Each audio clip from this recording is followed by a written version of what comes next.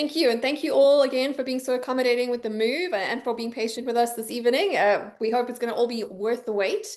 Myself, I'm just your host. I'm the least important person here. I'm just here to facilitate the conversation. I'm Bronwyn Williams. I'm based in Johannesburg, and I've done quite a lot of these, particularly these super salons with authors over the years with Anna. And we're very grateful to have Kevin Mitchell here to talk about Innate. I don't know if there's anyone here who has not attended an intellect salon before. If you want to raise your hand, go for it. I think I do recognize a few familiar faces from other sessions, but essentially these are open conversations hosted on the internet. This being a so-called super salon is being recorded, so if that moderates your comments or your propensity to turn on your cameras, by all means, totally understood. But as people who are hosting these things, it is always lovely to see your faces and to have you interact with us. This is what it's supposed to be, a conversation and not just a podcast or a recorded webinar.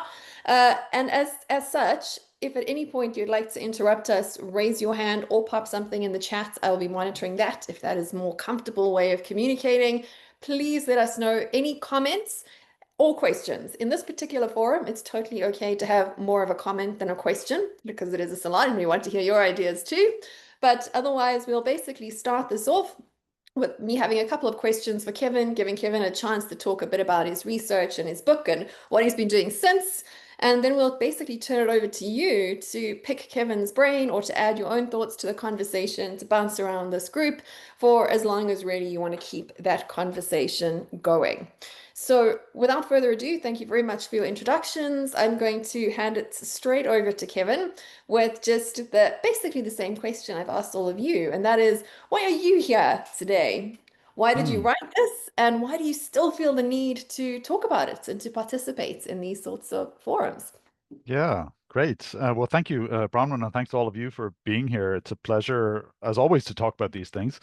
Um, the reason I wrote the book was, I guess, so my background is in neural development, so how the brain develops, and particularly in thinking about how the genome encodes how the brain develops. So we're all human beings. We have human DNA, and that partly, encodes the way that our brain develops. That's why we have a human brain.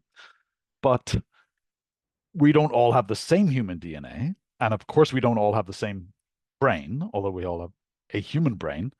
But what's interesting to me is where the differences are, but where the differences come from between people. So, we've heard Amy already mention personality as a clear sort of difference in the psychology between people, right? If people have different minds, not just different bodies, different faces, different morphology physically, but they're different psychologically. And it is this age-old question of where those psychological differences come from, right? Where does our personality, our character, other aspects of our behavior, all kinds of things, aspects of our behavior are things like our intelligence, sexuality, the way we see the world, um, even variations that we call disorders, psychiatric conditions and so on. Where do those come from? What is it that makes people different from each other? And there's sort of been this dichotomy, which I think is really a false one, between people saying, well, it's all innate, everything is just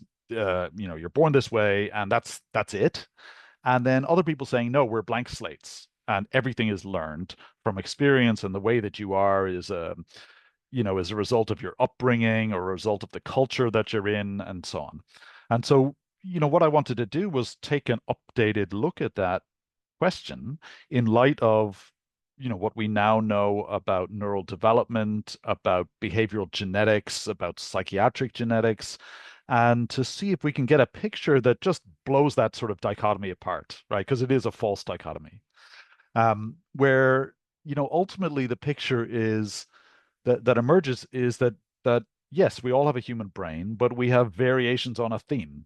It's not exactly the same. There are sources of differences, and one of the major sources is our genes, but also just the way that our brain develops happens to be variable. Like you can take identical twins and their brains are not exactly the same as each other. So there's a lot of variation in just the way that our brains develop inherently. It's nothing to do with with the environment. And this is another thing where the dichotomy of nature versus nurture often gets mapped onto genes versus environment. And you can say, okay, well, if it's not genes, if it's not differences in genes that's explaining all of the variation that we see between people, then it must be differences in the environment. And one of the main points of the book was actually to say, no, there's a third source of variance that often goes overlooked, which is just development itself. You can run that program over and over again, and you will never get the same outcome twice. And so, all of those thoughts were in my mind, and I guess the other aspect was that so I teach courses on neural development, so development of the brain and the genetics of that. And then I was also teaching courses on behavioral genetics, which is just coming from another angle, just looking for at psychological or behavioral differences between people and seeing what are the genes that are involved in that.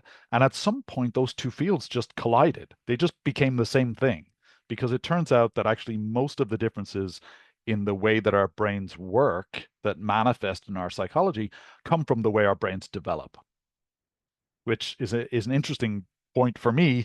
And it didn't have to turn out that way. It could have been that, a lot of the differences, say, in our personality were down to, how much serotonin you have or how much dopamine or some particular neurotransmitter pathway or something like that. And the genetics is just telling us that doesn't seem to be the case, actually. It's just really much more developmental. So sorry, that was a long-winded answer, Bronwyn, to your question of how I came to this topic and why I felt the need to actually to write the book because I think there's important points there that get missed sometimes in discussions on these topics. Thank you for that context. And then the second part of my question is this book, you wrote it a few years ago, so it's not like fresh, hot off the press, Yeah, but it's impressive that we're still here talking about it and drawing a group to discuss yeah. it a few years later. So my other question to you is what has changed and what has changed since you wrote the book and published it? And then also what has become more pressing, which is why people Hmm. are interested in it now again. So what has Yeah. changed? What is just accelerated? Yeah. Well, first, I'm really gratified to see that, people are still interested in it. Sorry. And actually, I intentionally wrote it in a way that I hoped it wouldn't go out of date very quickly. So rather than relying on just, you know, individual studies and describing the outcome of them, the problem with doing it, there's lots of books that do that kind of thing. The problem with doing that is that many of those studies turn out to be wrong, right? And so if you're basing big conclusions on individual studies, then oftentimes a few years later it'll turn out, well, oh, okay, that study wasn't right, and now I have to revise my conclusions. And so what I wanted to do was actually just present a framework that I thought was sort of solid enough and sturdy enough that the overall framework wasn't going to need revising. And I'm happy to say that actually so this came out in 2018. Um, I started writing it in 2016, I guess. So, it's almost 10 years since. And I think the framework holds up really well, actually. Of course, we now know more, right? So we could add lots of detail. If I was doing a second edition, I'd be updating with more detail, but I don't think I would be, completely overhauling anything or saying, I had this completely wrong. The science suggested this, and now it suggests that.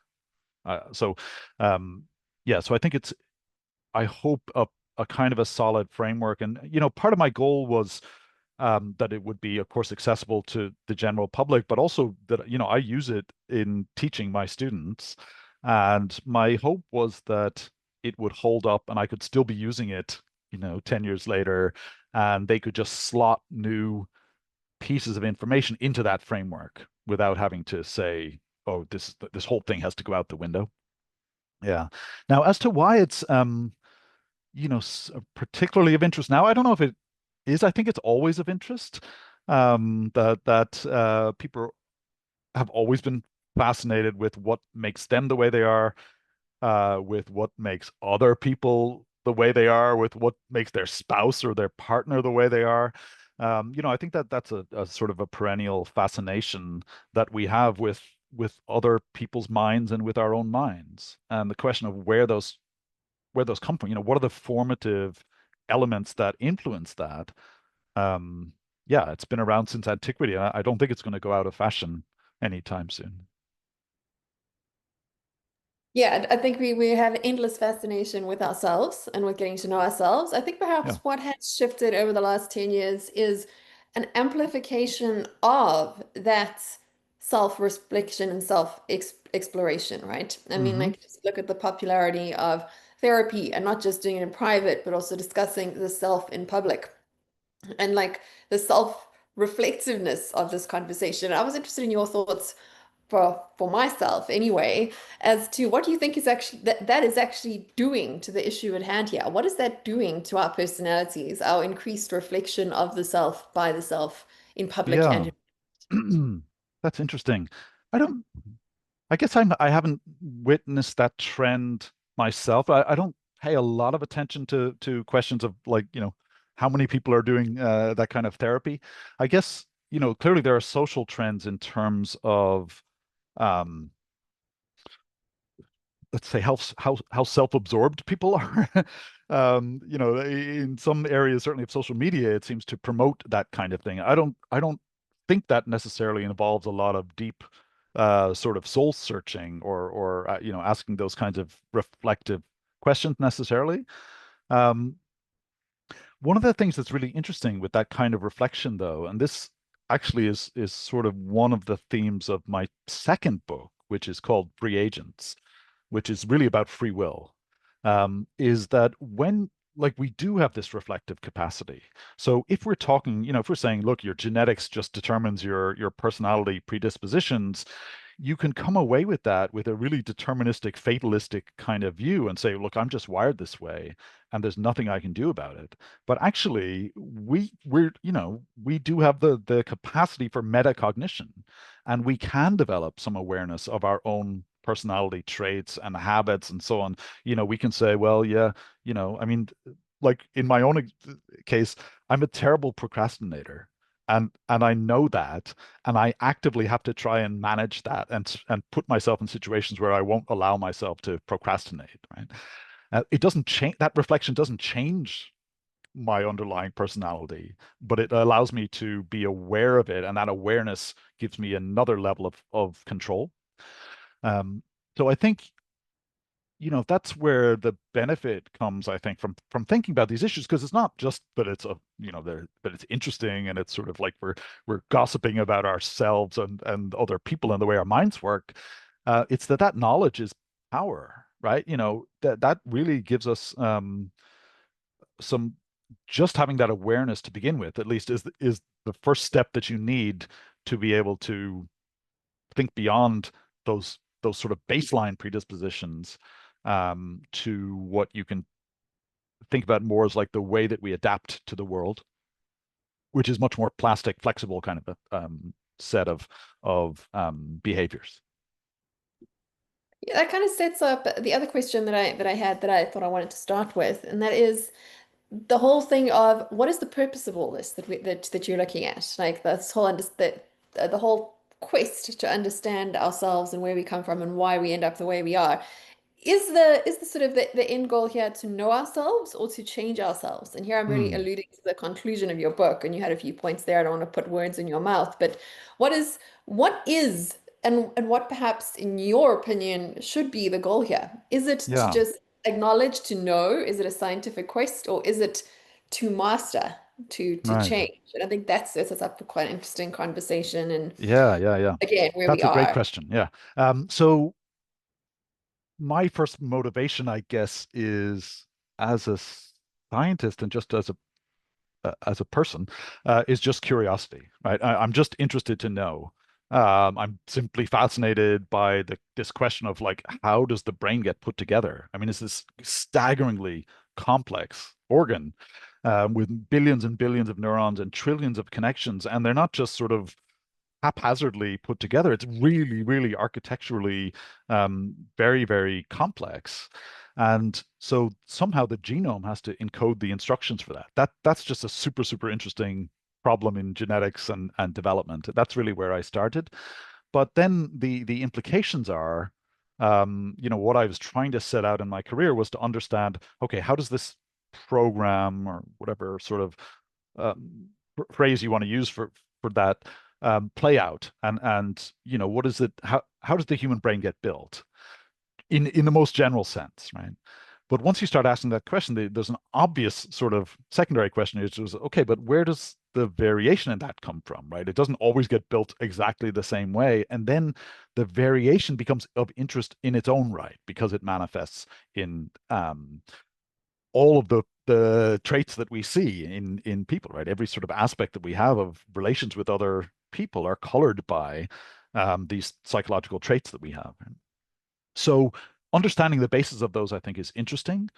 I think it's important in a couple of ways. One is, um, I think it just helps us to understand each other if we're aware that not everybody's mind works the same as ours, right? I mean, I think just appreciating that what has come to be called neurodiversity, but just basically diversity of brains and minds in so many ways is very well, it's liberating in a sense, but it's also just helps with sort of managing human relations. And you didn't need me to tell you that, but it's good in a way to, I think, get a sense of what the causes are, so that if someone's behaving a certain way, you don't necessarily blame them for being that way. That may just be the way that they're wired.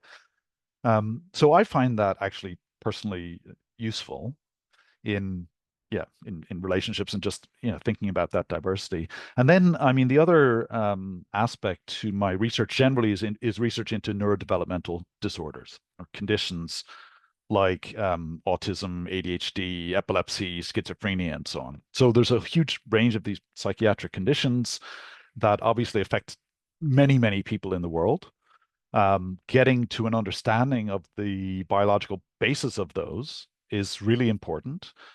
It, I mean, for many reasons, because there's a huge personal burden for some of those conditions, there's a huge societal and economic burden. And the medically speaking and clinically speaking, the management and treatment of those conditions is really it's somewhat primitive compared to other branches of medicine. So there's all kinds of discussions we could have around that topic, around what's just a difference, what becomes a disorder, who makes that designation, why do we call something a disorder, about the sort of biologicalization of the conditions versus thinking about people as persons and with minds that work slightly different. So, what I wanted to do, excuse me, again, in the chapter in the book that deals with those was develop what I hope is a kind of a nuanced approach to them, which is saying, look, there is a basis in them, genetically speaking, in terms of altered neural development and altered neurophysiology in some ways, and so on, that can manifest with these kinds of conditions like psychosis or something like that, or that can manifest with differences in traits, like autism is more a set of traits than a set of symptoms like psychosis or mania or depression are. So coming to know those, coming to know about the underlying biology without um, with without just reducing the persons who have these conditions to malfunctioning robots. That was something that I was really wanted to emphasize, is that, yes, there may be a difference there, but there's also an interaction between the way that person is and the way that they've grown up and the environment and the experiences that they have and the experiences that they have right at the moment. So the hope was, again, by getting away from this dichotomy of nature versus nurture and instead looking at the interaction between them, that we could end up with like I said, a more nuanced sort of view of those kinds of conditions. Yeah, thank you. I'm going to go for a bit of a sort of broader topic, and you can kind of approach it the way that you like. Okay. I'm going to kind of pick on a few of the sort of either the explicit or somewhat implicit philosophical conclusions that seem to come through in your work.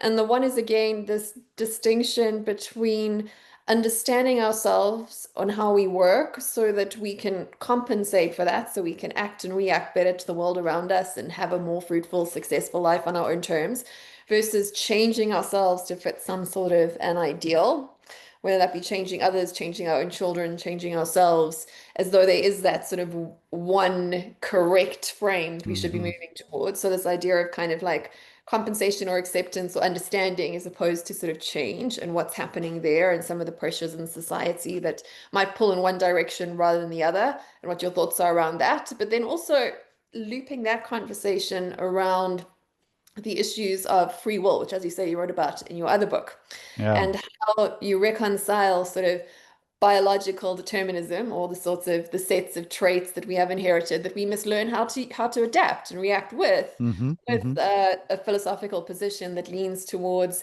yes, we have some free will and some choice, which is a far from universal sort of frame of mind at the moment. Yeah. So I just wanted your thoughts around that general sort of frame, and then maybe some other people Yeah. want to jump in with any comments, criticisms, suggestions, because I know this is the interesting part of your work, the part where sort of science and philosophy overlap and blur a little bit, and quite nicely. Yeah, thanks. Yeah. It is fun thinking about these things scientifically because there are so many philosophical and societal issues that come up. And so, yeah, the issue of free will is a really interesting one, and interesting enough to make me write this second book on it. And part of the reason I did that was because I wrote Innate, and I would be giving talks um, on it, and I would often get this question, basically saying, look, like you're saying that we come with these innate predispositions that affect our psychology and personality and intelligence and sexuality and all those kinds of things. Um, and some of that comes from our genes, and some of it comes from the way our individual brain just happened to develop. But either way, we're born with those sort of predispositions, and it feels like that's a constraint, right? It feels like that's a constraint on our free will, that our behavior must simply follow from whatever those dispositions are at any moment, as if we're kind of pre-programmed and we're just playing out that programming. And so, what I wanted to do, I tried in Innate to say that that wasn't what I was saying, but I didn't do a good enough job, and that's why I felt like I had to write the second book, because really what I'm saying is that yeah, we're not blank slates. We all have a human nature. Generally, that's our evolved human nature as a species, but we all have variations on a theme. It's not exactly the same, and that doesn't mean that we're just robots, or that we're non-player characters in a video game just playing out that programming. Because part of that programming is that we interact with the world and we learn from that and we adapt ourselves to the world so that we become better fitted to our circumstances. Now, the way that that happens is, of course, informed by our predispositions, right? So not everybody experiences the world in the same way, and I think that's really interesting. You could have two people who grow up in the same situation, and one of them, might be very well able to deal with some adversity, and another one might be much more sort of vulnerable to that and affected by it. So you can kind of see these trajectories as opposed to sort of static points or descriptions of people, where they're coming to interact with the world in ways that depends on their evolved human nature generally, their own individual nature, the experiences that are happening to them, and the choices that they make. And so the choices that they make at any moment are feeding back onto the way that the person that they become, basically. And so that becomes a really interesting kind of way for me. It's interesting at least to think about the ways that we become the person that we are. Right? We're not just born a certain way and that's it. Right? We're interacting with the world and an experience where we're bringing ourselves to the world. We're bringing ourselves to those experiences. We're even choosing those experiences based on what we like and what we don't like, in ways that can reinforce habits and so on. That we sort of, our character kind of crystallizes through some time as we become the person that we are, but in ways where we're like, if that's not just because of stuff that's happening to us passively, we're very actively involved in that process. And that's where we're bringing ourselves to bear in our interactions with the world in a way that, um, means that our free will is not unconstrained. It's not absolute free will. It's not that we can just do anything we want at any time, because that would just be sort of random behavior, right? When what we want to do is we want to be ourselves, and we want to keep being ourselves through time in ways that are, adaptive, depending on as circumstances change and so on. But continuing to be ourselves is like the first sort of rule of life, just generally, right?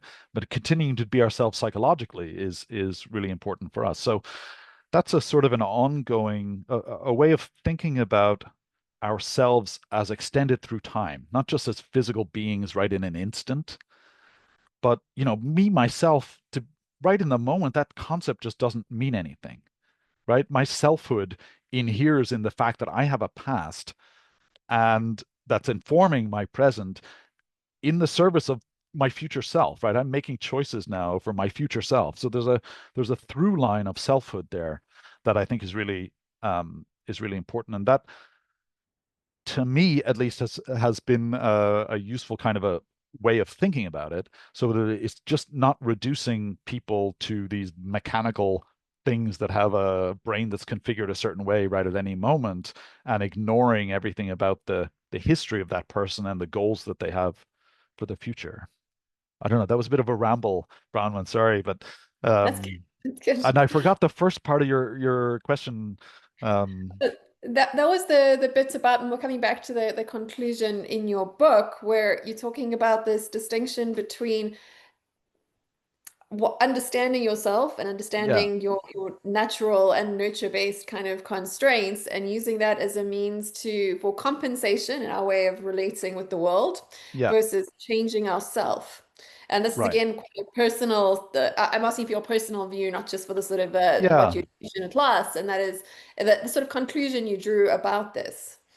yeah. So I guess my feeling is that understanding yourself is useful, even if it doesn't mean there's something that you want to change about yourself, right? I mean, it's still, I think, just a useful thing to, well, it was Socrates's aphorism, "Know thyself," right? It was just that's just that kind of self-knowledge is just useful, and it doesn't mean that you use that in order to recognize something that you think needs changing, but it may be that you recognize something that can help you understand your own behavior, right?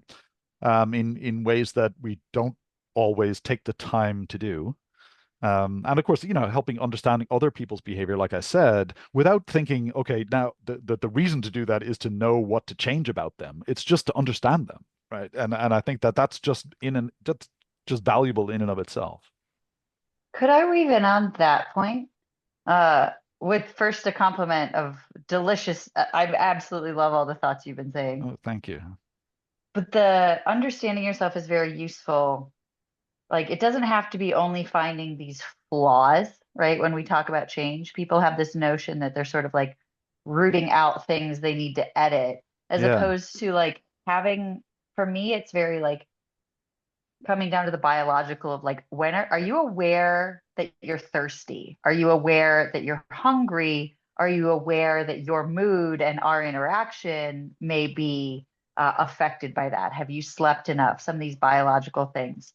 Those are the things that for me become much more places. And again, I'm in this co-living residency, so I'm like really keyed in. But those are the things that have behavioral development and brain development things that are less about like, oh, becoming some enlightened version of myself. I hmm, know that for me, you said it about procrastination. It's like, okay, well, it's not something I'm going to edit out. It's something I have to manage around. yeah. And so I can contrast that with like thirst and other bio needs to help it frame as like if there is an edit that needs to be made, it doesn't maybe have to be a whole, you know, rewrite of my personality. Yeah, yeah, yeah.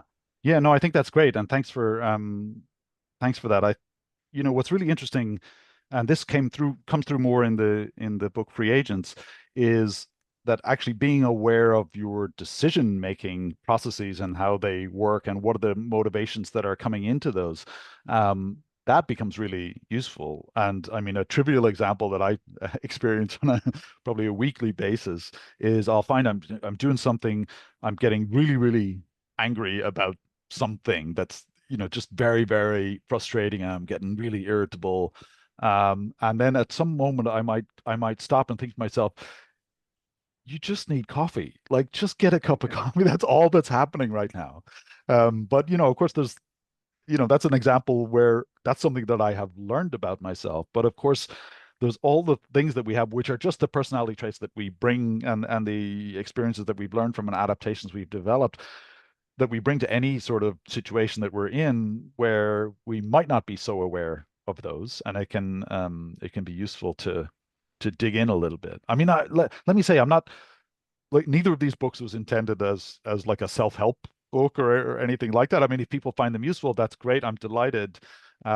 It's not my expertise. It wasn't what I set out to do. Um, I yeah, if it happens that the digging into the biology of things like personality and decision making and all our other psychological traits is helpful to people, then that's great. That's gravy for me. Yeah, I mean, there's kind of a recursive, an infinite kind of recursion that happens when you think about these things. Um, and I'm just thinking about sort of psychological motivations. I mean, I've discovered many times over the years that the reason I'm thinking this thing is because of this other sort of unspoken assumption I have, Hmm. about the way I want the world to be, you know.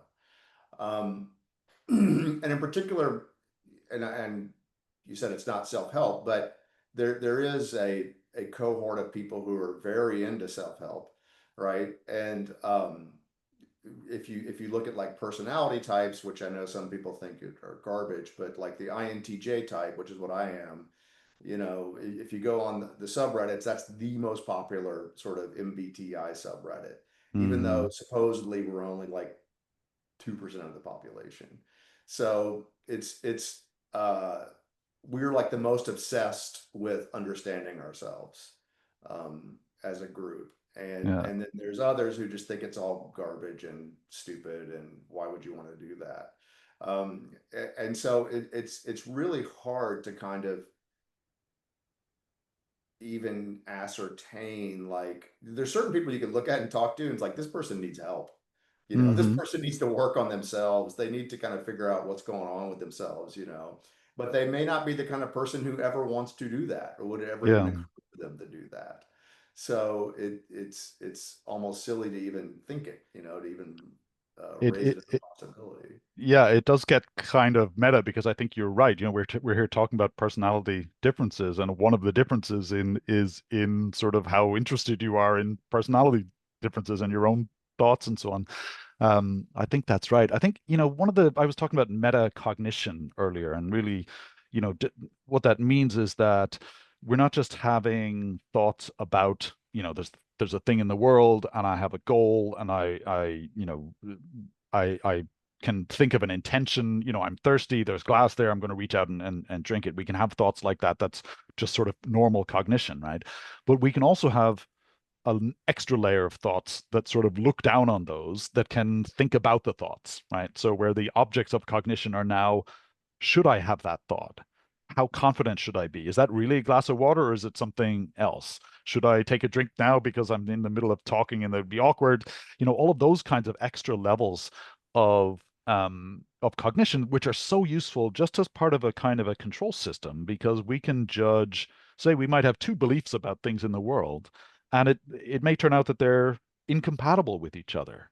Right. But if we didn't have an extra level up here that could look down at both of them at the same time, we could never figure that incompatibility out. Right. So we can get some, operate with measures of confidence and certainty in our beliefs and goals and so on, which becomes really useful. But what's also interesting is that we have another kind of capacity which isn't talked about as much, which you can call meta volition, right? Which is to say, okay, I have some goals. and I'm just going to go, most of the time, we're not questioning those goals.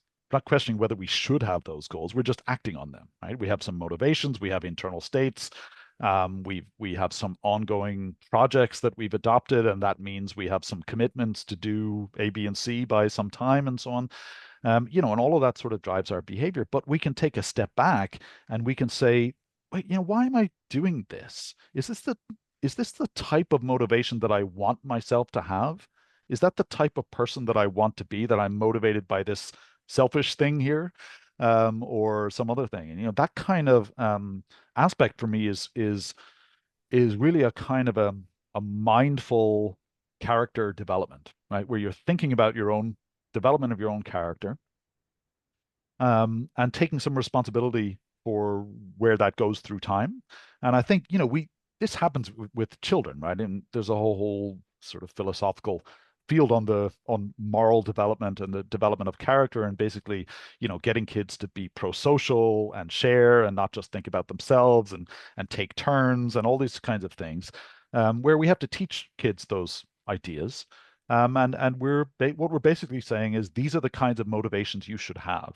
And we keep saying that until they kind of internalize them, right? But we can, but at some point we can take control of that ourselves as we become more full agents, as we become older children, right? And we can take control of that ourselves and say, okay, well, that's not the motivation that's so important to me. This is the one that I think I should have.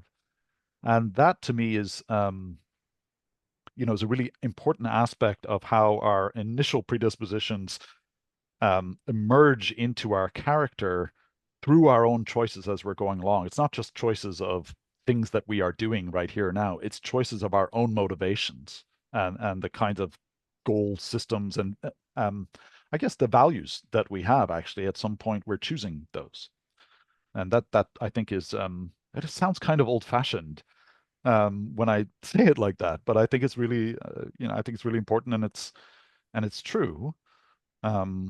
Yeah, that we're not just passively pushed into or molded by our environment, that we're involved in that process actively. I have a follow-on question. This is more, I guess, on the clinical or neuroscience part. So, Hmm. um, so I'm someone who's struggled with depression for 30 years now. And, I found some medications work better than others. Sometimes they work and then they wear off and I go find something else. The one I'm on now is fantastic. I've been very happy with it. But I've often thought that I'd be a good placebo, or a good test subject, because medications of all types, they always either work or they don't. I don't, Hmm. I don't, the placebo effect doesn't work on me. The drug I works see. or it doesn't work. And I give a very binary signal on that. But it seems like for depression and ADHD and any number of other disorders, that the field would just like take a giant leap forward if there was like just a blood test you could do. Hmm. Do you have depression or not? Well, it shows up here in the midichlorians or whatever it is we're counting. Yeah. Um, so has there been any progress on any of those kinds of things for Yeah. various types of psychological disorders? It's a great question. So people have been looking a long time for a blood marker or a brain scan finding, or even a genetic marker that would say, yes, you have depression, or yes, you have autism, or yes, you have whatever. And actually, my feeling is that there never will be such a diagnostic tool, just because of the nature of what those diagnoses are. Right. So those diagnoses are just descriptions of behavior. That's all they are. And I'm not saying they're not a thing. I'm saying that's the type of thing that they are, right? They're a description of behavior, and they're names that we give to constellations or clusters of symptoms that often go together, right? So, in the case of depression, there's going to be some ways that manifests in people's lives, as you're very aware of, and I'm not gonna not gonna Yeah. lecture to you about it. But those are the kinds of things where physicians will say, well, okay, the patient is experiencing this kind of um, I don't want to even say symptom, but just this kind of an experience and this kind of an experience, and they're feeling like this. And the way I know that is they're telling me they're feeling like this, right? And so to kind of say, well, okay, imagine somebody goes into a doctor and says all of those things and gives the classic description of depression, and anyone meeting them would say, yes, this person is suffering from depression. And then they do a blood test and they say, no, it came up negative. It turns out you're not depressed. That would kind of be a silly thing, right? Because the whole point of the word depression is just the descriptor of the experience. Now, so that's at one end. And you can ask a different question, which is, why do I have those symptoms? Right? Where does that come from? And that becomes interesting because that's where genetics comes into play. And so my own work is not so much with depression, but more with autism, epilepsy, schizophrenia, where what people have found is that a condition like autism is actually highly heritable, right? So there's most of the variation in who gets autism and who doesn't is down to differences in genes, but it's not one genetic condition. It's not like cystic fibrosis or Huntington's disease, where there's one gene that gets mutated, and if you have it mutated, you'll get the condition, and if you don't have it mutated, you won't. It's much more complex and heterogeneous. So it's more like intellectual disability, right? We know that there are, sorry, I just mean genetically, it's like that. So we know that there are hundreds and hundreds of genes that can be mutated that can result in intellectual disability. And the reason is simply it takes thousands and thousands of genes to build a fully well functioning human brain, basically. So intellectual disability is one of the possible outcomes when you get mutations in genes that are involved in neural development or some aspect of neural function. And it turns out that autism is another outcome. Epilepsy is another outcome. Schizophrenia is another outcome. And what's interesting is that you could have the same mutations. Two people could carry mutations in the same gene, and one of them might develop autism, and the other one might develop schizophrenia or ADHD or OCD or epilepsy. The genetics of those things is very overlapping. And yet, at the same time, that doesn't mean the clinical bits are completely not real clusters. You can still have these trajectories that go one way or another. And we don't understand why that is. Like, we're getting a handle on the mutations that can be the risk factors, and we have a handle on the clinical symptoms and these clusters of symptoms that we see at the end. But what we don't have is a good understanding of the trajectory of how a person actually goes from inheriting a mutation or in fact, usually it's a whole set of, it's lots of genetic variants at once, that puts them at some risk for altered neural development, and then the trajectory may go one way or another. And so those are the kinds of questions that we're grappling with.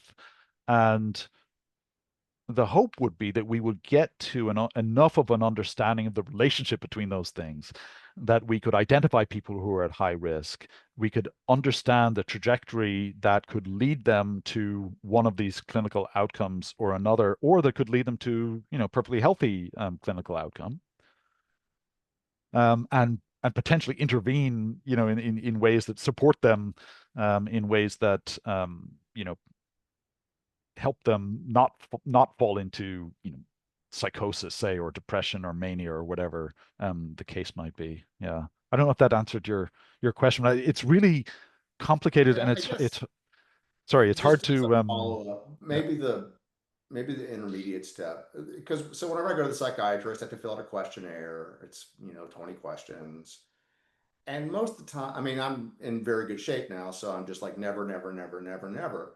But at the times when I'm sort of in it or think I might be in it, I find myself even struggling. It'll be like, times that, how often do you feel down on yourself? Is it every day? Is it several days? Is it not very often? I don't know, and it seems like that, maybe if there was a little camera and an AI that followed me around everywhere and said, I notice you're sleeping a lot, or you're not doing the dishes yeah. like you normally do. Okay. And you So can there are some things like that. Yeah. So people are working on that. Some of my colleagues actually, where I work in Trinity College in Dublin, are working on things like that. So because you're right that, it's hard to, you can't monitor your own behavior at every moment, especially if a person is in the midst of an episode that's basically affecting their ability to do that. That Mhm. becomes really difficult. So people are developing, wearables and things like where they have somebody contacts them every hour or every, day or something, and just ask them right now, how are you feeling? Mhm. Something like that. So, or there's sort of a diary system where, they get a reminder that just says, how are you feeling right now? And they kind of enter something in, and then they get this sort of trackable um, pattern that is kind of more diagnostic of when a person might be about to enter a really serious episode. And some people I've spoken to about this kind of thing have used that kind of approach, and thankfully have developed a sort of capacity to recognize in and of themselves that they might be about to sort of spiral, and they can take that step back and say, okay, no, I need to look after myself now. I need to get out of a stressful situation. I need to manage, my environment more, or whatever the case may be, whatever works for that person.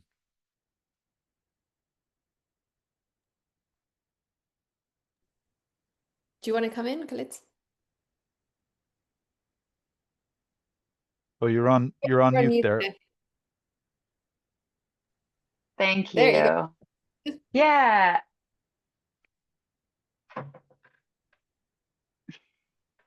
I want to ask a philosophical question that might be a little bit out of the scope of what you're speaking to, but like something that comes to mind is the kind of saying that, everyone's fighting a invisible battle, right? Like you don't know what someone's going through, that's invisible Hmm. to you.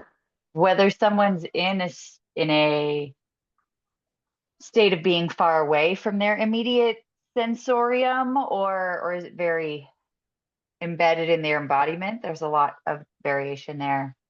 I'm really curious about your input on how to engage uh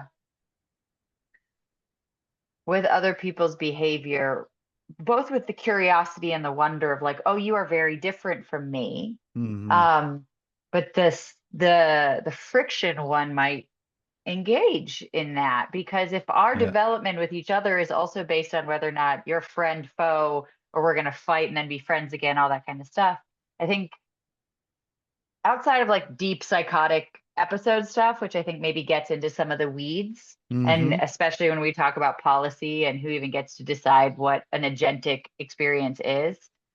I'm getting deep, deep, deep here, but I'm curious about some of your inputs around what happens when people are having friction between each Yeah. other's experience.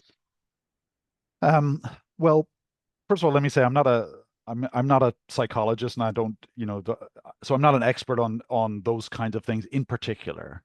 And there's tons of people who would be better equipped to give a more intelligent answer to you than I'm about to.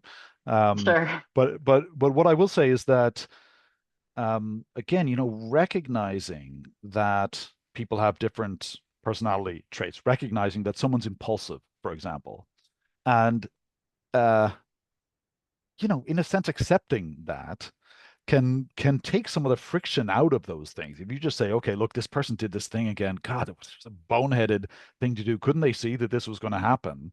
And then you just realize, you know what, they're like that. They just are really impulsive.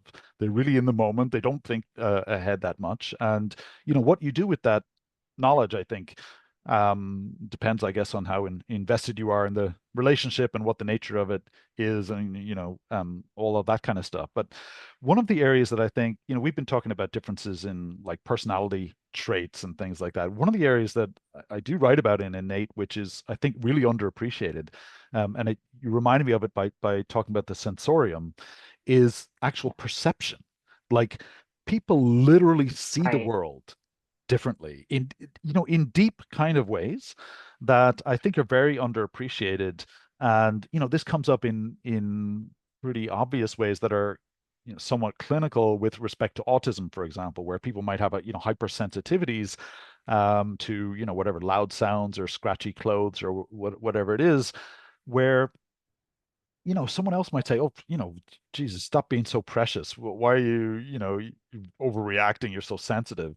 But they don't know what it feels like. It's just Right. really genuinely this person is having a different experience than you are. And understanding that, I think, is the first sort of element of a bit of empathy, and acceptance. And so those differences, one of the things I talk about in the book is synesthesia, which I find super fascinating Right. Right. because this is a case where, it's a sort of this mixing of the senses where, for example, someone might hear music and they're seeing colors as they, different notes and different instruments come in and so on. So they're really, really deeply having a different personal subjective experience from what someone else is. And that's a very florid kind of example, right? It's a really stark kind of a thing. But I think there's just very subtle differences between people in all kinds of aspects of visual perception and auditory perception, taste, smell, all of those things. And so, yeah, recognizing that it starts right at the periphery, right? Yeah. Literally at our interface with the world, we're already different. It doesn't have to go up to our brain Mm, or our mind. We're already different. We're experiencing the world differently, in the way that animals experience the world differently. You see different kinds of animals, right. they see a different spectrum of light, they smell a different range of chemicals, they can hear different frequencies of sounds and so on. They're literally inhabiting, in a subjective sense, different worlds than we are, and they'll be oblivious to lots of things that we can see, and vice versa. And so on a much smaller scale, much finer scale, there are differences between people that I think are also really important to keep in mind. And also they're just super interesting, I think.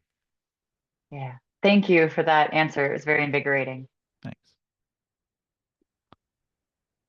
Amy. Hi. Yeah, I think we mentioned previously about personality profile. I've noticed a rise in personality profile, and MBTI was mentioned, but I think Enneagram, Hexago, astrology has just feel like there's a rise on social medias and people that Hmm. are engaging in it. One of the things that I think about is that the guidance of personality and self-awareness is often a little more challenging without frameworks, without some way to structure the way that we think about these things, Yeah. right? And on the flip side, though, there are this feeling that personality profiles are incredibly broad and generalized. And Hmm. one person who says INTJ is absolutely very different from another person who says I'm INTJ, for example, right? Yeah. And so I'm kind of curious, like, what are your thoughts on these frameworks of Yeah. personality?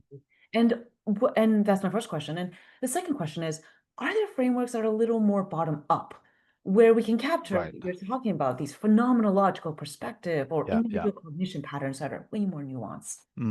Great. Super. Um, so yeah, the whole field of personality psychology is dedicated to making some sense of the diversity of human behavior, right? And so the goal is absolutely to make a framework and think, how can we put manners on this big mess that we see of all these people, right? So there's a couple ways to do that. And one of them is to think, what are the dimensions that people vary along? And, so for example, being extroverted or introverted is a dimension that you can see that people vary along. And being neurotic or more kind of calm and less of a worrier, that's a dimension that people vary along. And you can ask a question, right? Are those dimensions the same thing? Are extroverted people less neurotic, or are they independent of each other? And it turns out that they're mostly independent of each other. And so the way that people, found this out was by looking at all of the words that we have. It's amazing actually how many words, like in English, there's like 8,000 words that we have that describe personality traits, which is amazing, right? But there aren't 8,000 different dimensions because a lot of those words are basically synonyms with each other. You know, someone's outgoing or vivacious or extroverted or bubbly or whatever it is. You know, all of those things are tapping into the same underlying dimension. And so when people have analyzed all of those things and they see which ones are correlated with each other, they come up with these different schemes of sort of basic dimensions of personality variation. And some of them, they only have 2, some are 3, 5, 6, 12, 16. There's a whole load of different frames. The most popular one is called the Big Five, which is extroversion, neuroticism, agreeableness. All of those sound like what the word means just in colloquial usage. Conscientiousness is another one that also sounds like that. And then there's openness to experience, which is a little less obvious what that means. I think it really means kind of curiosity, how much of an imaginative sort of intellect you have. So those 5 dimensions capture a lot of the variation that people talk about in personality traits. Now the question is like, what are they? Okay, well, there's 2 questions. First, I'll say I'll answer the bit about what's underneath them, right, in a minute. But you asked also about types, and that's a different way of thinking about personality. So rather than thinking we've got these separate dimensions, and any individual person is just going to be at some point on the neuroticism scale and at some point on the extroversion scale and so on. So what many people have done, and this goes back to ancient Greece with the 4 humors and people who were phlegmatic or sanguine or melancholic or whatever. But it also, Carl Jung probably was the one who popularized it most in thinking of archetypes, right? Types of people who have certain combinations of traits that you can say, oh, I know that type of person. I know this type of person, right? And the Myers-Briggs kind of thing is like that, in that it has the 4 dimensions, but then it makes a 4x4 grid and it gives you 16 types. DJ mentioned earlier that might not be the best sort of scientifically validated, and that's true. The Myers-Briggs isn't really very valid. It's not very reproducible. It's not very robust. Whereas the Big Five is more. I shouldn't say probably, it is more. So yeah, the thing about types, the typology stuff, that does become more like astrology, right? In that you're saying, oh, you're a Gemini or a Libra, you're this type of person, and I know kind of what you're going to be like. At the same time, I think we all know people who are extroverted and neurotic and not very conscientious and very open to experience, but not very agreeable.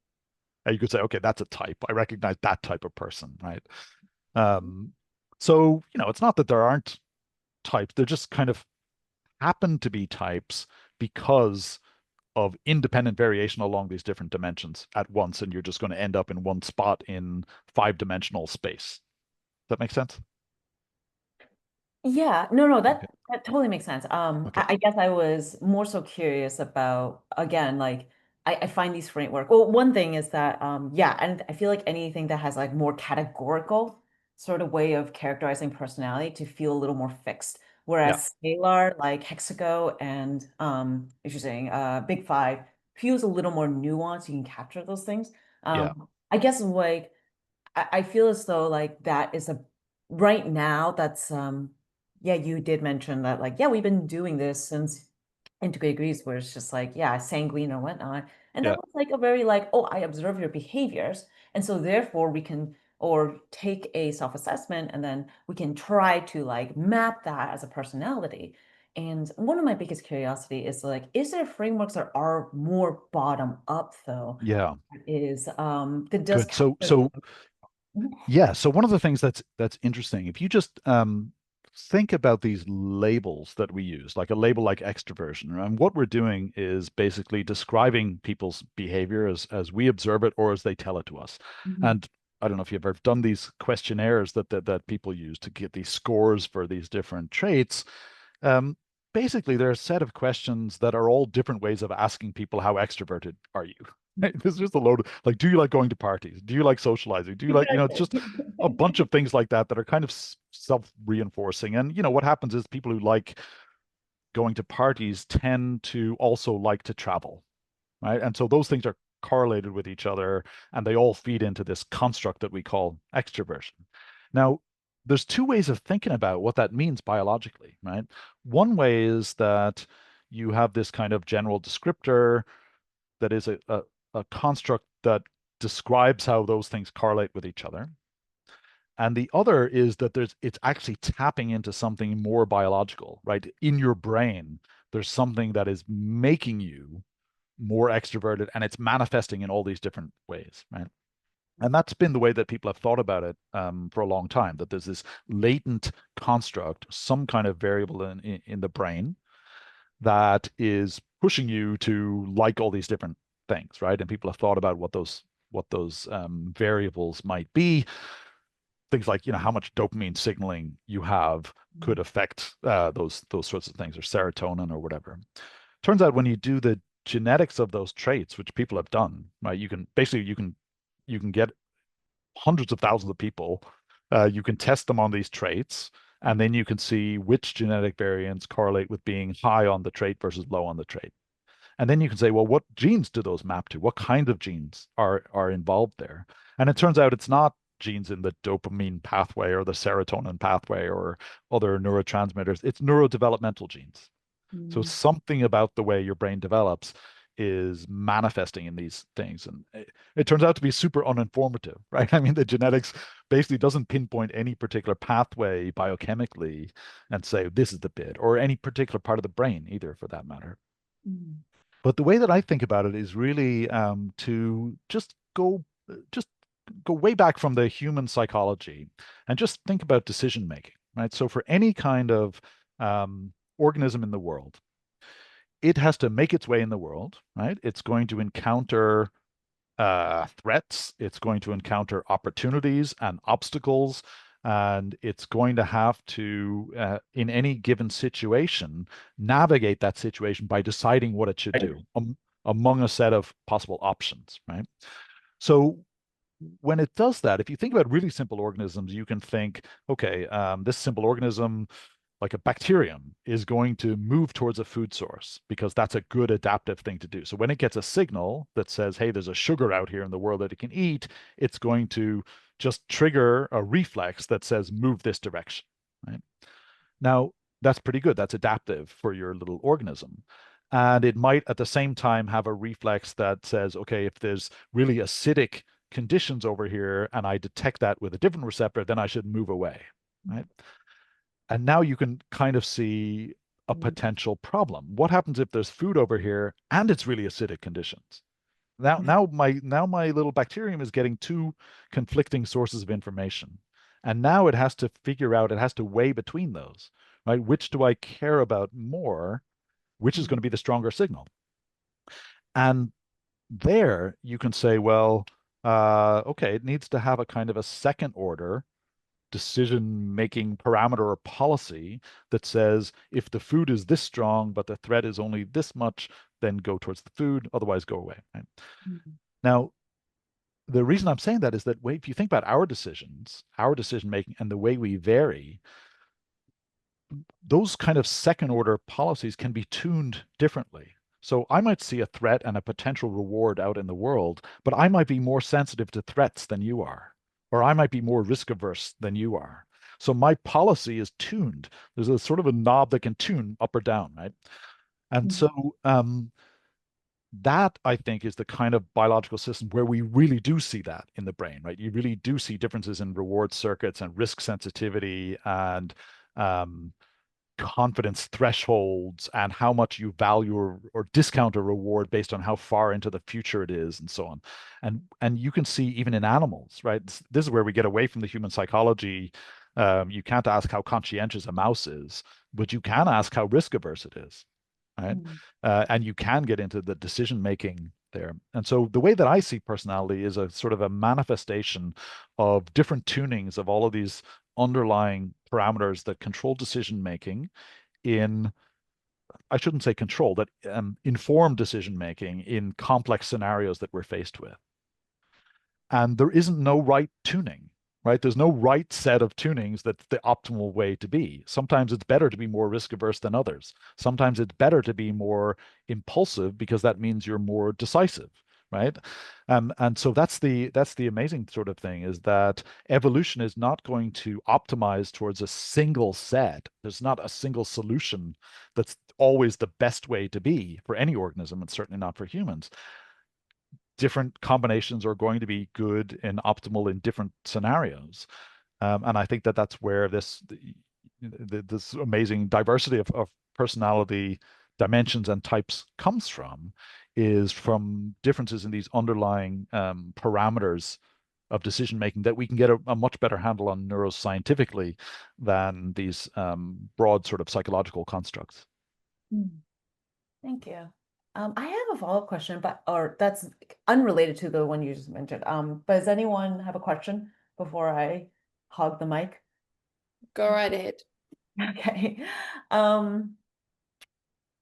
Kevin, you mentioned that development in itself is a source of personality. Did I get that Well, right? it's a source of variation. Variation, excuse me. Yeah. Yeah. And so how much variation roughly does it actually contribute to an individual? Yeah, that's a tricky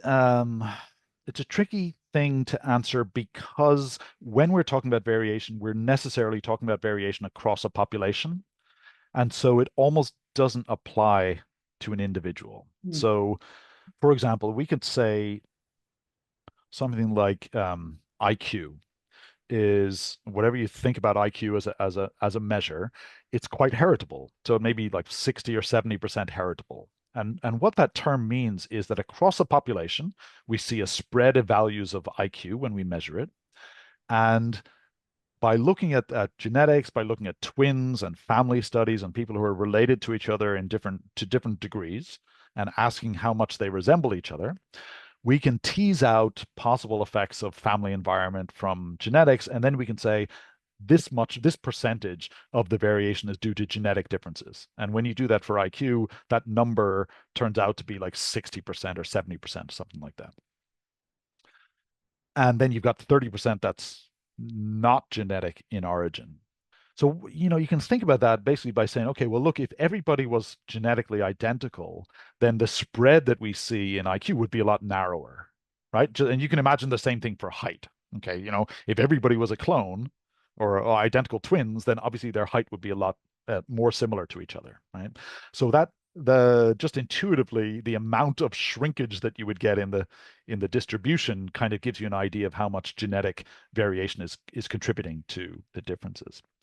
Now, as I was saying earlier, oftentimes what people have done is assumed that, okay, if IQ is only 60% heritable, then 40% of the variation must come from the environment.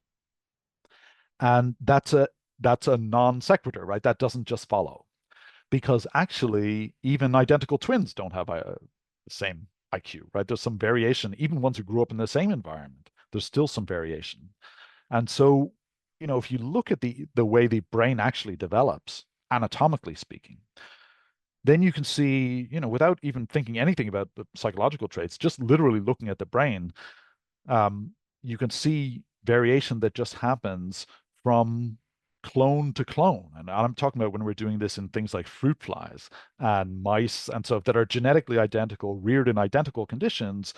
You still see variation in the way that their brain develops, and you see variation in their behavior that emerges. And interestingly, if you get a bunch of cloned animals and they start out slightly different to each other in certain behaviors, what you see over time as they interact with each other is that those differences increase over time. They kind of get consolidated, amplified, and consolidated over time through those interactions. So I think a lot of the variation that isn't due to genetic differences is due to developmental differences. And it becomes, it's really hard to say definitively how much that is, because basically I'm talking about randomness. I'm just talking about during development as a little nerve cell is growing along and sensing its environment, there's different levels of proteins and so on in the environment that's just sort of fluctuating, messy, noisy environment. And so it doesn't always happen that it will turn left when it should, right?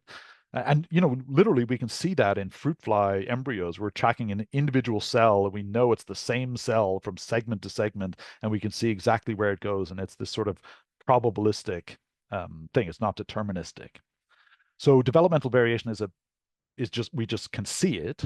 And then the question is, how much of an influence does it have on these traits, right? On variation in the traits.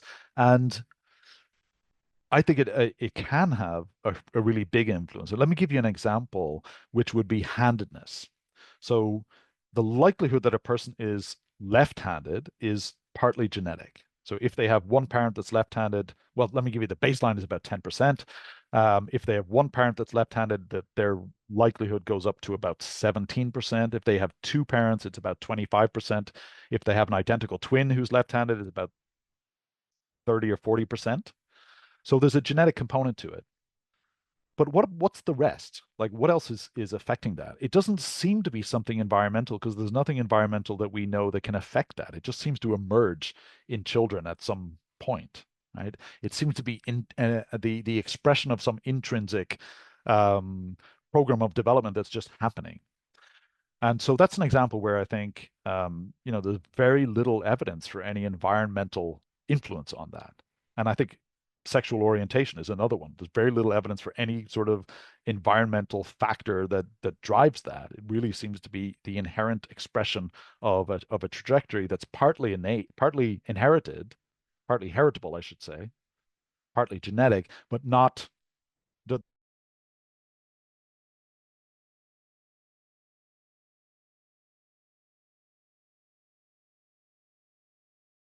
Are you frozen there, Kevin?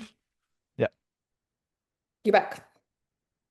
Oh, I've been here. We lost you for like a second. No, it wasn't okay, very long. sorry. Okay. Froze briefly. Okay, sorry. Anyway, yeah, I was just concluding that developmental variation is important, but it's hard to say exactly how important. Thank you. I've got a follow-up question there, but I'm going to move to Kulti. Do you want to jump in with what you've had your hand up for some time? I'm really interested in this free agents and free will line of thinking. So part of me wants to understand, this is a book that's in development, or it's a book you've No, it already came written, out. or Yeah, it came out came in out 2023. in 2023. Okay. Again, if I get us too far out of this nature, nurture, genetic scope, come back in. But I've been in communication with people who have this contrast between the notion of like agents and protocols, right? So I don't know if anyone else in this room has had the word protocol thrust upon them as much as I have in the past couple of weeks, but I'm hearing speak of like there's the genetic protocol, there's the social protocol, there's the we just don't know how randomness is going to influence these traits. But I got really lit up around what you were talking about in this second order decision making, because as I come into my interest around social organizing, I think this notion of a protocol and how like the patterns we can observe in order to utilize this information in a way that's not just guessing. I think there's lots of social implication around. The nothing is better than others comment that you made, that there's not a single set of optimal behaviors, I think still comes up against the kind of a persistent delusion of optimization that feels really put upon us by social factors. I feel like particularly what like success towards agency has looked like, to bring that one back in. I think there's also a lot of implications for that in a social political level. Coming back to the first comment from many pages of notes ago, I think it was either Trey or TJ who was here before, about divides caused by folks disagreeing on what's natural. So I think the natural question winds up in a lot of places where dehumanization and agentsizing is coming from. And so I'm curious about how you frame what agency can be and what protocols or rituals or whatever there's a lot of synonyms there too. What can be developed around recognizing that agent variation is also infinite? I guess I'm Yeah. asking for systems clues, even though this feels like it could infinitely vary. Yeah. That was more a cluster of ideas No, and no, no, comments than questions. it's great. Thanks. And it is wide ranging because it gets into all kinds of sort of societal issues that are much broader than the questions just about the underlying biology. And, agency is one that's super interesting because, um, I made an argument in that book that we do have free will, that we are free agents, that biologically speaking, we're evolved as control systems that allow us to make decisions in the world as real selves that extend through time, not just as machines where we're being pushed around by things that are happening inside our brains, right? One of the ways that I think that we know that that's true, that we know that we have free will and agency, is that we can see it varies under different circumstances. It varies across people, right? It varies across different organisms. It varies over our lifetimes. It varies in situations. So, babies, for example, have less cognitive, rational control over their behavior than even just older children do, right? I mean, we can see this agency as a set of skills, a set of cognitive skills that develop through time that we're capable of as human beings, but they require some experience and expertise to develop, right? So, we can refer to those as executive function. That's what psychologists call it, and I think that's effectively what free will refers to as a capacity, is this being able to control our behavior. We can see that varies in terms of personality. I talked about earlier about people who are more impulsive. That, in a sense, is a lower capacity for exerting cognitive control in the sense of delaying gratification and favoring longer term goals over short term ones and so on, right? But of course, clinically speaking, people who are suffering from psychosis or other kinds of conditions, mania, OCD, PTSD, those kinds of things, they all affect our agency and our ability to make decisions. And then, of course, lots of drugs and alcohol and all kinds of things can affect them as well. And which is why, we take into account in legal systems how much agency we thought someone had. Were they a minor? Were they a child? Were they compos mentis? Were they under the influence of something? Did they have dementia? Did they, all of those, did they have a brain tumor? All of those things come into play, which, I think just sort of naturalizes this otherwise big metaphysical conundrum of free will. And we can just say, look, here's what we're talking about, the ability to control your behavior and manage your own behavior over time. And then, of course, right, we've got the big societal issues, like how much I could say, well, I can manage my behavior in this way. But that's because I've, had the wherewithal through my life to develop the opportunities to get a good education, to have a secure livelihood. I live in a safe country, and I have opportunities that other people haven't had. So there's absolutely variation in the opportunity space that people have to exercise their agency, right? And that becomes, of course, hugely important and very pressing in certain socio-political circumstances that we're witnessing right now, right? But also, there's this other question which is interesting, which is how much different societies value individual agency or even valorize it, right? So in some societies, and the States is the prime example, I think, there's a very individualistic kind of view. And, if you are actualizing yourself to the maximal degree, that's seen as the best thing that you could be doing in some ways, right? Whereas, other societies take a much more collective kind of view of social responsibilities and roles. And they might see someone who's sort of hyper individuating as being quite selfish and and being a bit to the degree of being sort of antisocial, right? So it's really interesting to me the different views that different societies have on agency and individuality versus responsibility, collectively speaking. And of course, some aspect of agency is recognizing your responsibilities and so on. So that's these are huge open questions. There aren't any answers. There's just lots of interesting things to explore and different angles that, you know, get into all kinds of things of sociology and politics and psychology and so on. Yeah. Thank you very much. Because it sparkles into a lot of things I'm really passionate about. And Great. it may have dovetailed from Bronwyn's curiosity, but thank you for going there with me. Sure. Great stuff. If anyone else has a question, as always, raise your hand or pop a comment in the chat or just jump in. Really, no rules here. I did have a question kind of following on what we were discussing there around, if I'm recalling correctly, there was some passage in the book that spoke about how negative childhood experiences can have a larger impact than like positive, not necessarily in a good sense, but in a active sense, attempts to change a child's personality. And that's obviously interesting also if you sort of think of like a physiological development, right? Like not having access to the correct amount of calories in your formative years will mean that you're going to grow up stunted, meaning you won't reach your full potential. But filling a child with all the calories they need and all the quality foods they need will not sort of exceed the sort of set biological maximum height that child could achieve, just using like a single dimension there.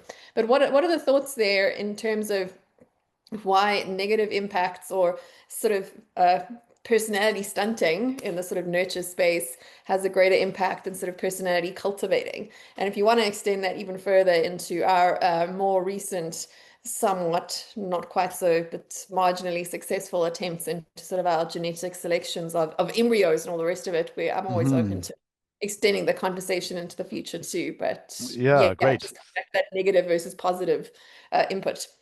Yeah, so I think maybe what you're referring to is this finding, which came from behavioral genetics, where there, you know,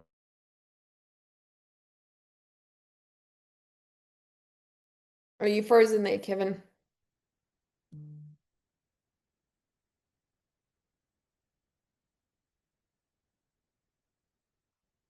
See if we can get him back. sorry, I'm back. Sorry. Back. This is Okay, good. Oh, frozen again.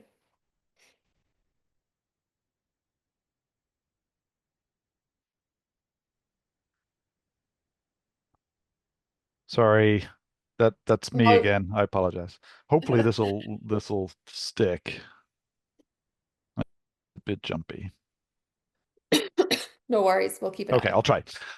So when people have done these behavioral genetic studies or personality traits, what they find is, you know, there's some percentage of the trait that's due to shared genes. The similarity between siblings is due to shared genes. And then there was a sort of assumption that the rest must be due to the shared family environment, that it must be nurture that's making kids grow up with these personality traits. And it turns out that it's not. Like the family environment has very little effect on these personality traits. If you look at kids who were adopted away and raised in separate families, they're just as similar to each other as kids who were reared in the same family. And it turns out that people have practically no similarity to their adoptive relatives in terms of personality traits. So what you might conclude from that is that nurture, early experiences, they have no effect on those aspects of our psychology. And that's not quite true because those kinds of studies don't really sample very extreme environments. So where kids suffer really serious neglect or abuse, that does certainly can and often does have long-lasting psychological effects. And unfortunately, they're often negative. So, you know, there's sort of this distinction in the science of when you're doing the behavioral genetics, you're doing a twin study, you're sampling a particular population and you're asking in that population of kids, what are the sources of variation that affect their personality? But you can't necessarily just extrapolate from that to everybody in the population because you've only sampled whatever factors actually were there, right? Whatever actually happened. And that's really important to keep in mind. You have to be a bit humble about the conclusions that you can draw, right? You can't just extrapolate to everybody and say, well, because in this sample, family environment didn't seem to matter, then family environment must never matter, right? That doesn't follow. And yeah, so definitely, early experiences can have a big effect on some children, for sure. Yeah. And if you want to talk about, using sort of genetics to predict things like personality, we can absolutely do that. But I'm conscious that Trey has his hand up, so maybe we can come back to it. Let's go to Trey. It's actually maybe somewhat related. We had a salon 6 months ago on the book Me But Better. It was basically came out of an Atlantic article that went viral about a writer there who's like, I'm going to change my personality. I'm giving myself a year. I don't remember the details, but like, I think it was, I'm going to be more extroverted. And then I think her words were, I'm going to be less neurotic. And there were probably some other stuff. So I don't know if you're familiar with that, but in that, even if you're not, the context of my question is, I'm curious about change in personality, not to the point you're changing like who you are to like somebody unrecognizable, but maybe still make I don't know, a big leap. I'm trying to figure out how do you figure out the level of um change is reasonable in the personality, and like what is it, like I guess you are what your genes do matter, but then you have capacity to act and change within that. So how do you determine, wait, is he gone? Well,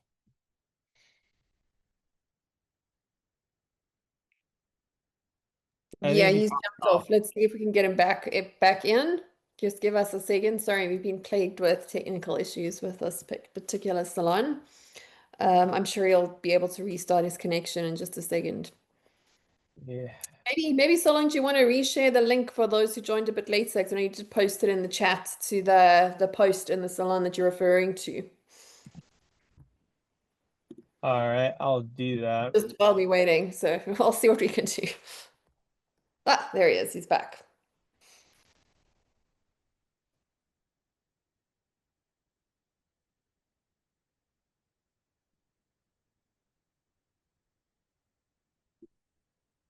Hi, Kevin. Can you hear us?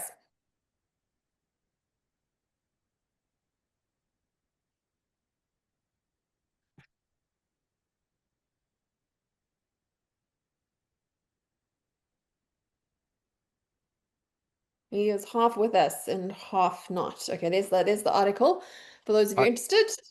I can. And there's Okay, Kevin. I'm back. I'm really sorry. This doesn't normally happen. It's normally quite good. Usually me Sorry. because I'm in Africa. So, but I Okay. feel I empathize, but no Okay. judgment. Well, hopefully it'll hang in there. Sorry, Trey, about that. I got to the point. I heard you to the point where you had mentioned the Me But Better thing, which I hadn't heard of before, but it sounds interesting. But then you had a follow-up to that. Yeah, well, I eventually came to the question, how do you know what amount of personality change is reasonable within yeah, the dynamic, I'm sorry, I'm using the words, but within the genes that you have. Yeah. That makes sense. So the way I think about this is that when we're talking about our personality, right? When this person was saying, I'm going to be more extroverted, what she was really saying was she's going to act more extroverted, right? There isn't anything else it is to be more extroverted except to act that way. So if someone is deciding actively to do that, right, to act in a more extroverted way, that's totally possible. You can take someone who's introverted and say, you know what, I'm going to force myself to go out to parties and I'm going to make an effort to go and talk to these people. And normally I'd stand by the wall or whatever, right? People can learn to do those.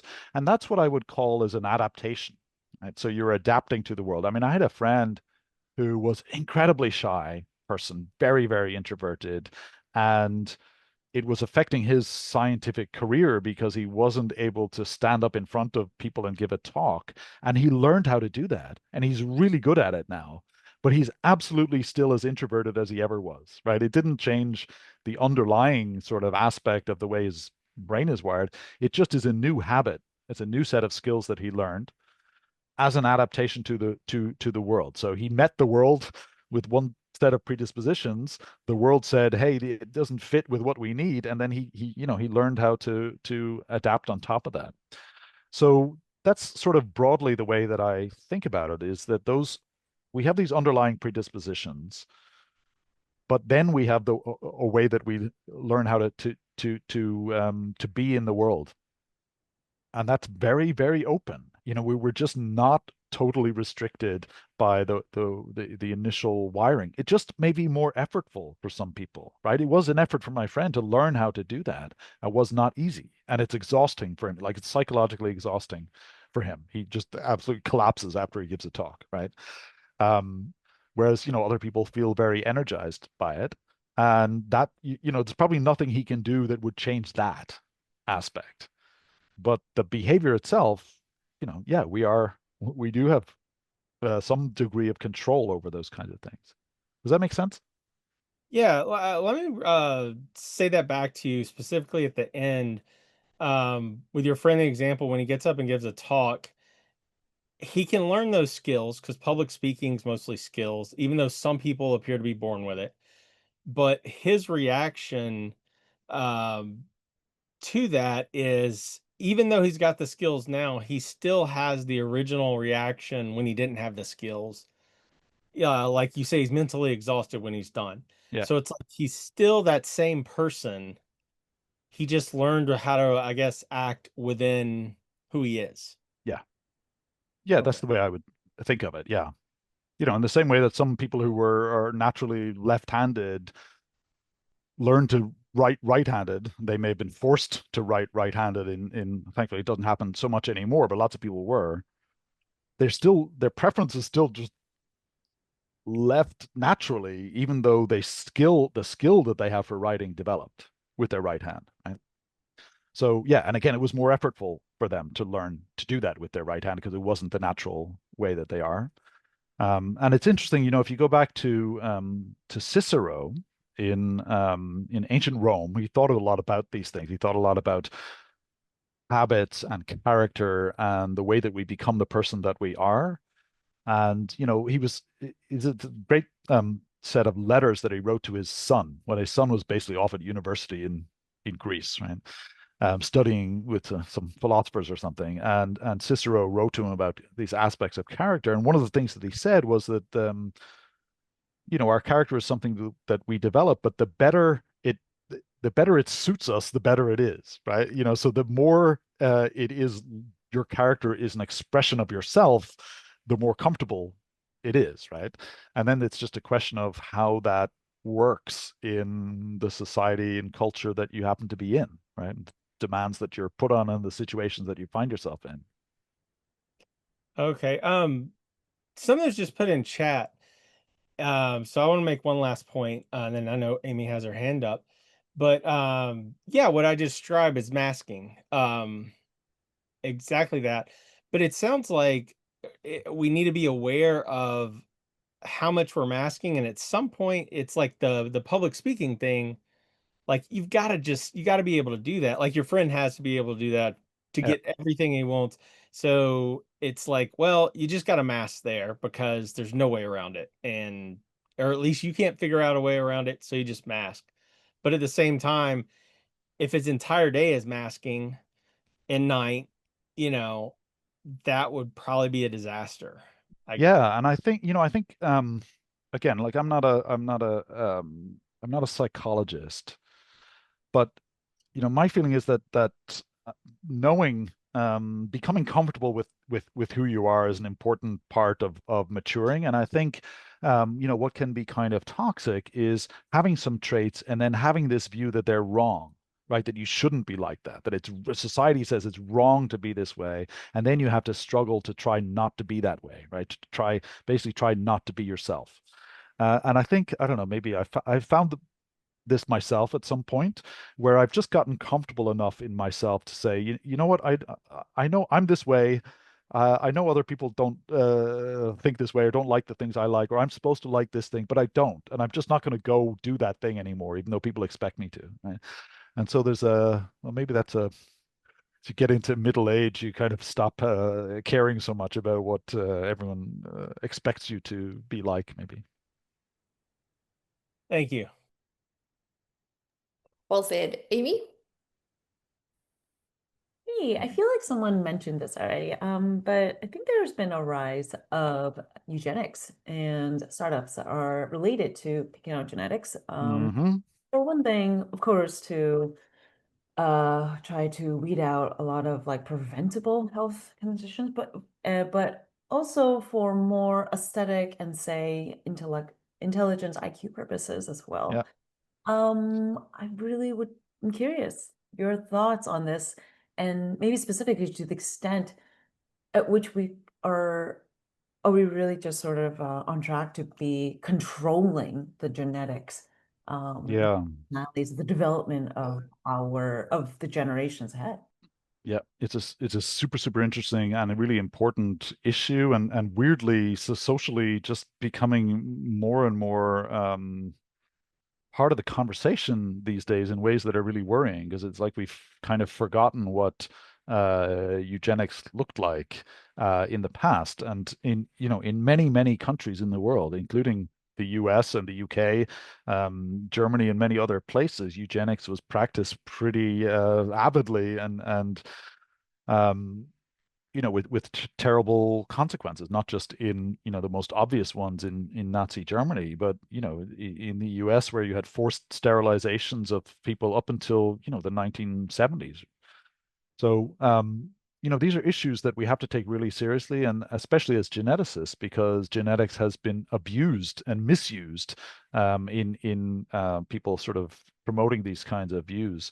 Now, generally, what has happened in the past is that eugenics was a state-imposed system where it was restricting people's freedom, right? And saying you're not allowed to breed, you're going to be encouraged to marry earlier and have more offspring, you're going to be sterilized, you're going to be killed, right? And so that was the state imposing things. Nowadays, what we have is something different. We have a kind of a consumer eugenics where it's actually based on choice. The idea is, as parents, if you have a choice of the traits of your child, then why shouldn't, who is the state to say that parents can't make that decision? And of course, if you're thinking about things like in vitro fertilization, then we can get lots of genetic information. And we already screen embryos for lots of genetic conditions. And people often choose not to implant an embryo that they know will have a genetic condition. Maybe they're carriers of it. Maybe it's a general, thing like Down syndrome or so on. So those kinds of things happen already, and they're used for medical interventions in most places, and many countries regulate that really tightly. But other countries don't regulate it much, and they say, look, if people are going to choose embryos to implant, why shouldn't they choose on the basis of some information that they have, right? And then the question is, well, what information can they have? And this is where genetics is really changing this, because it's possible to get the whole genome sequence effectively of an embryo. And then you can use all this information that we have. I was talking earlier about finding genetic variations that are associated with personality traits, so higher or lower extroversion or neuroticism or whatever, higher or lower height, all kinds of physical traits and psychological traits. And, intelligence is one of those traits that you can get some genetic prediction from.